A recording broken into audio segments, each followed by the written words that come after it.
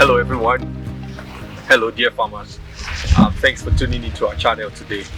I'm in a very lush maize farm and I'm sure a lot of us are already wondering how is this? Can my farm be this healthy, can be this clean and can be looking this promising.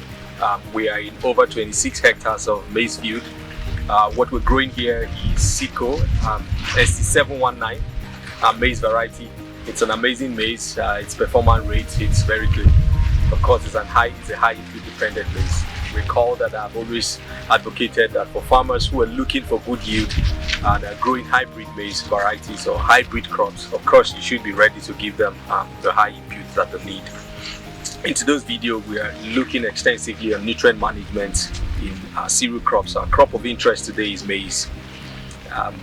Recall that we've been working on a series on how to grow maize like a pro, and our focus of emphasis today is nutrient management and nutrient schedule in maize cultivation. We have an extensive video from previous recording where we've talked extensively on field preparation, selecting the right maize varieties for the right environment, growing climate smart with climate smart ideas. If you've not looked at those videos, I recommend you look at them. But today, let's just zero in on the nutrient management.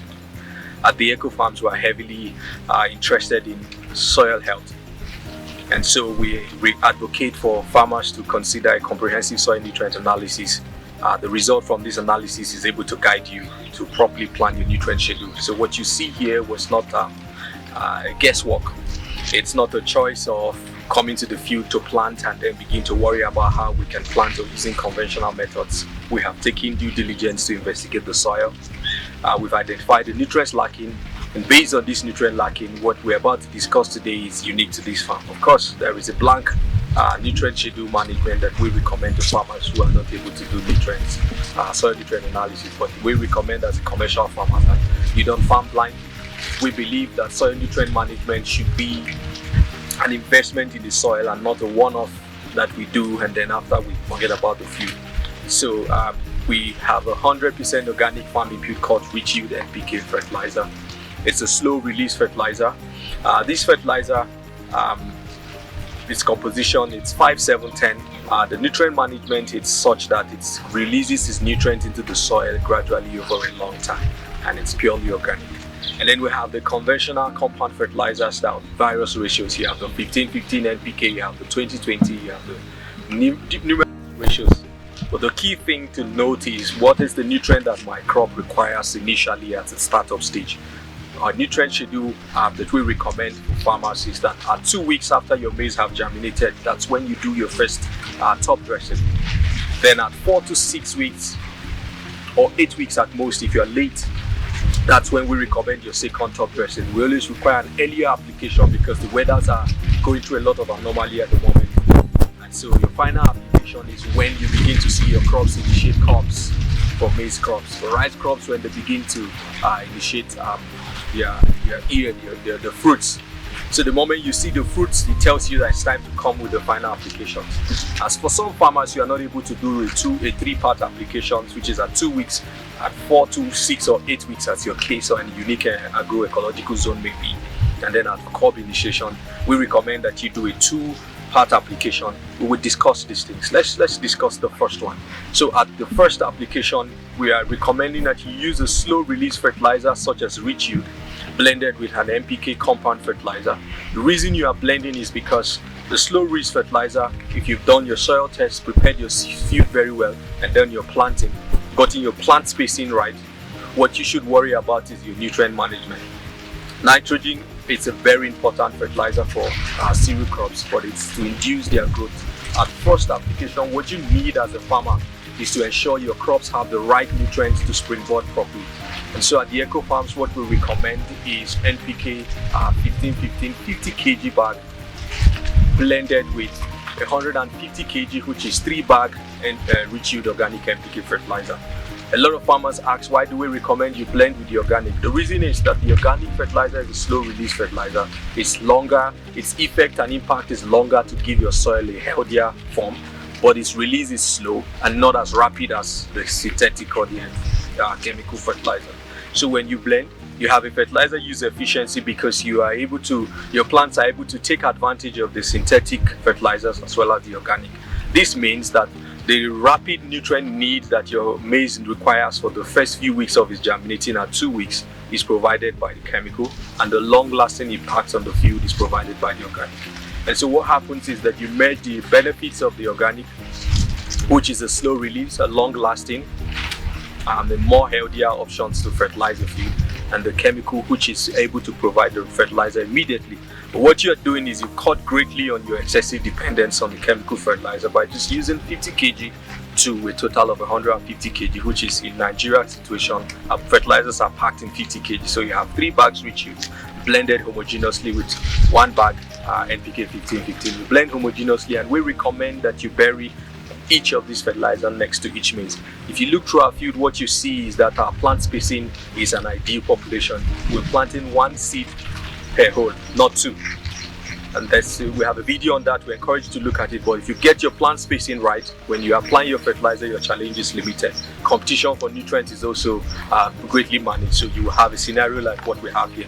And so we move on to the next stage, which is at 4 to 6 weeks, or depending on your agroecology, 8 weeks, which is at your vegetative state. At that point, that's when nitrogen is very key. The nitrogen demand of your crops at this point is very rapid because they are growing vegetatively and they need a lot of nitrogen. And so that's when urea comes in. So at that point, we recommend another dose of 150 kg, which is 3 bags reach yield, and 1 bag, which is 50 kg notorious. So you blend homogeneously, and you also top dress, ensuring that each fertilizer, as demonstrated in the video, is buried beside each maize. A lot of farmers ask us, why do we have to bury? It's very simple.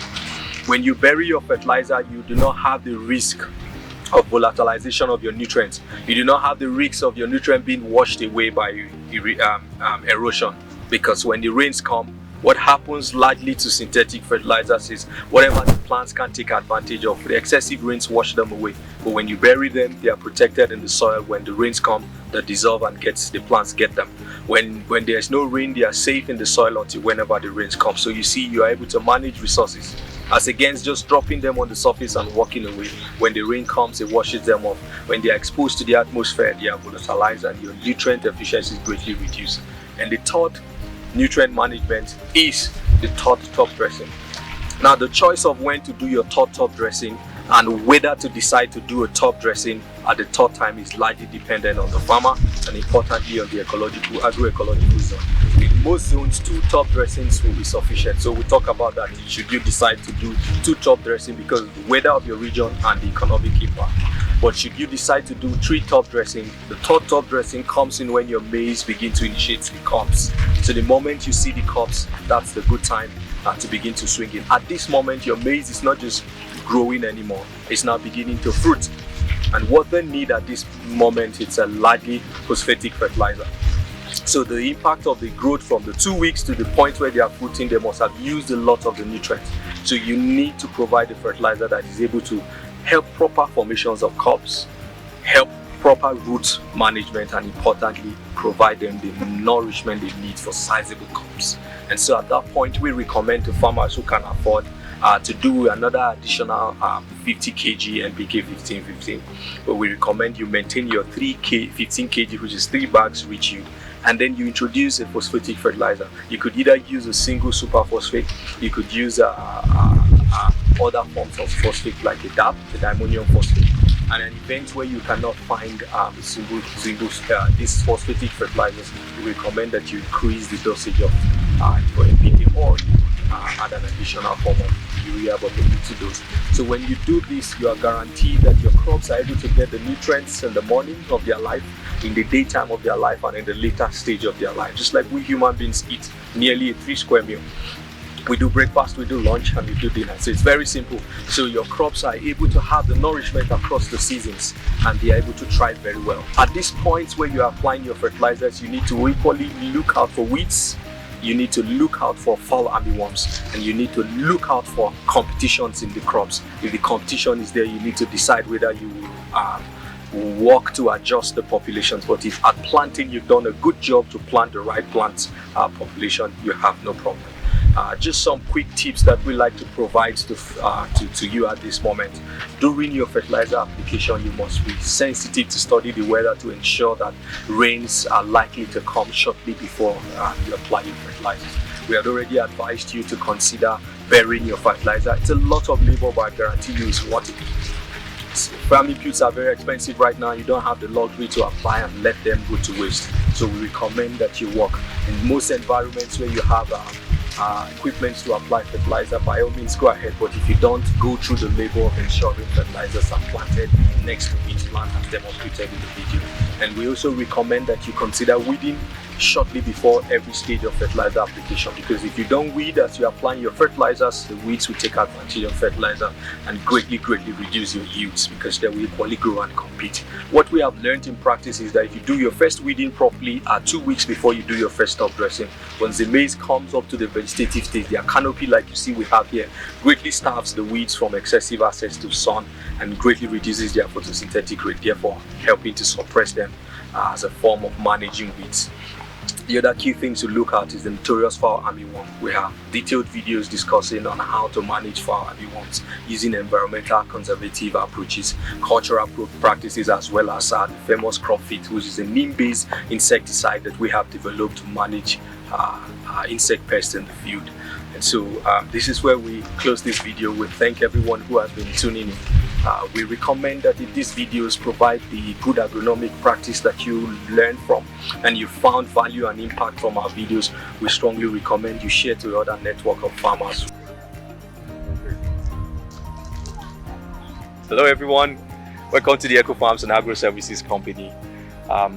One of the greatest challenges we had as an early farm was that we were struggling with key good agronomic practice.